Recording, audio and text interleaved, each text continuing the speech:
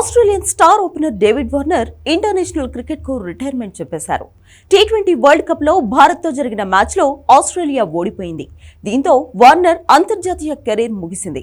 T20 world cup తర్వాత అంతర్జాతీయ cricket కు రిటైర్మెంట్ ప్రకటిస్తారని ఈ ఏడాది ప్రారంభంలో చెప్పేశాడు వార్నర్. దీంతో వార్నర్ అంతర్జాతీయ కెరీర్ ముగిసింది. ఇప్పటికే టెస్ట్ వన్డేలకు వార్నర్ గుడ్ బై చెప్పాడు. వరల్డ్ కప్ లో భాగంగా టీమిండియాతో మ్యాచ్ ను ఆస్ట్రేలియా ఓడిపోయింది.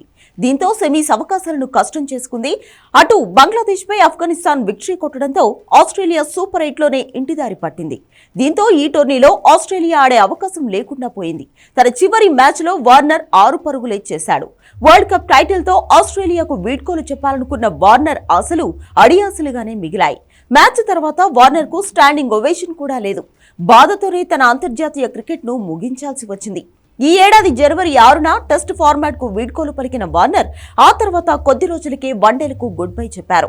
అయితే తన సేవలు క్రికెట్ ఆస్ట్రేలియా కావాలి అనుకుంటే వచ్చే ఏడాది పాక్ వేదికగా జరగనున్న ఛాంపియన్స్ ట్రోఫీలో ఆడతానని వార్నర్ చెప్పాడు.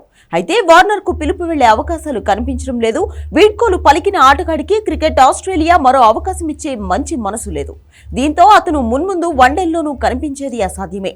2011లో ఆస్ట్రేలియా తరపున టెస్ట్ అరంగేట్రం చేసిన వార్నర్ తన కెరీర్ మొత్తంలో 112 టెస్టులు ఆడారు. 205 ఇన్నింగ్స్ లో 8,786 పరుగులు చేశారు. ఇందులో 3 డబుల్ సెంచరీలు, 26 సెంచరీలు, 36 అర్ధ సెంచరీలు ఉన్నాయి.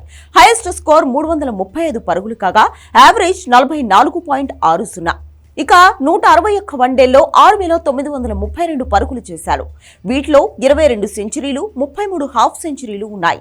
అంతర్జాతీయ క్రికెట్ నుంచి తప్పుకున్నప్పటికీ వార్నర్ మున్ముందు ఫ్రాంచైజ్ క్రికెట్ లో ఎక్కువగా కనిపించనున్నాడు.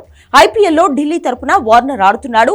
వార్నర్ ను హైదరాబాద్ జనాలు ఓన్ చేసుకున్నారు. పుష్ప డాన్సులతో అద్దరుకొట్టే వార్నర్ ను ముద్దుగా డేవిడ్ మావా అని పిలుచుకుంటుంటారు మనోళ్లు.